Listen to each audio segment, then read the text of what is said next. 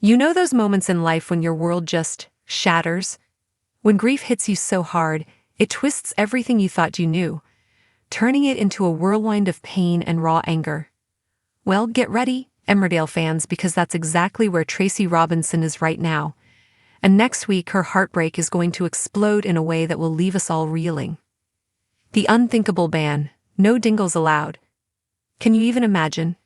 Tracy, still utterly consumed by the devastating loss of Nate, is convinced, deep in her bones, that Kane Dingle is responsible for her husband's murder. And when you're in that much agony, logic often takes a back seat to emotion.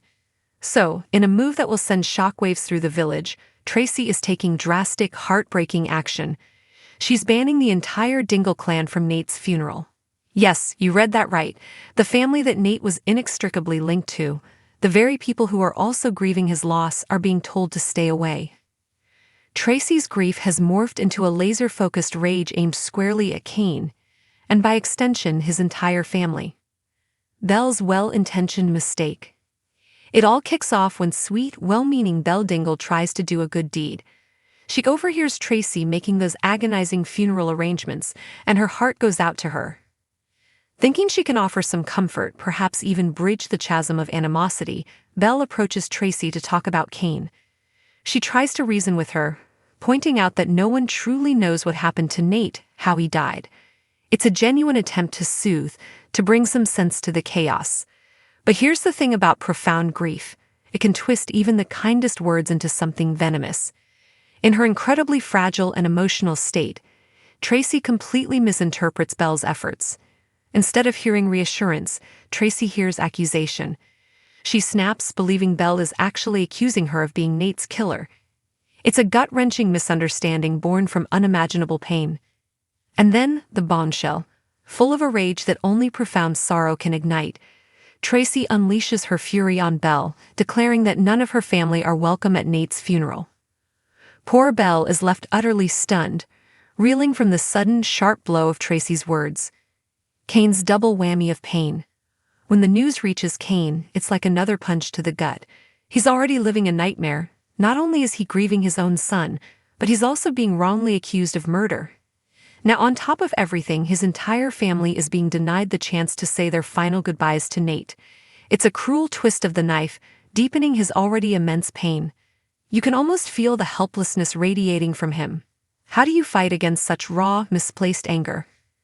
How do you defend yourself when someone's grief has made them blind to everything but their own suffering? Vanessa's impossible task, Belle, bless her heart, isn't one to give up easily. Seeing the anguish this ban is causing, she wonders if someone else, someone closer to Tracy, might be able to get through to her. Her thoughts turn to Vanessa Woodfield, Tracy's sister. Surely Vanessa can talk some sense into her, right? Vanessa, ever the supportive sister, agrees to try. She goes to Tracy, ready to advocate for Belle and the Dingles, ready to explain that this isn't what Nate would have wanted. But what she finds isn't a stubborn woman, but a broken one. Our insider reveals that Tracy pours her heart out to Vanessa, laying bare the true depth of her despair. She confesses that she feels an overwhelming guilt, a crushing burden that she let Nate down when he was alive. For months, she believed he had simply abandoned their daughter, Faith, without a second thought, while all the time his body lay tragically at the bottom of a lake. Can you imagine that gnawing guilt? That feeling of betrayal, not from him, but from the circumstances? Tracy tells Vanessa that this funeral, this final farewell, is her one chance to make things right. It's her desperate attempt to atone for the misunderstanding, to give Nate the send-off she believes he deserves, untainted by the family she wrongly associates with his death.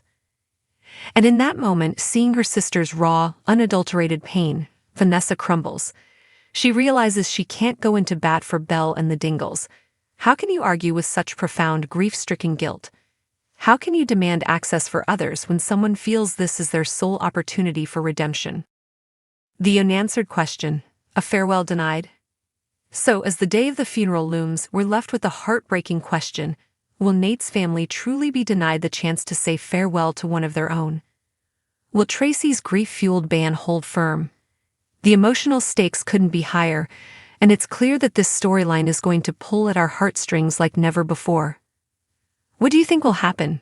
Can anyone break through Tracy's wall of pain, or is this band truly set in stone?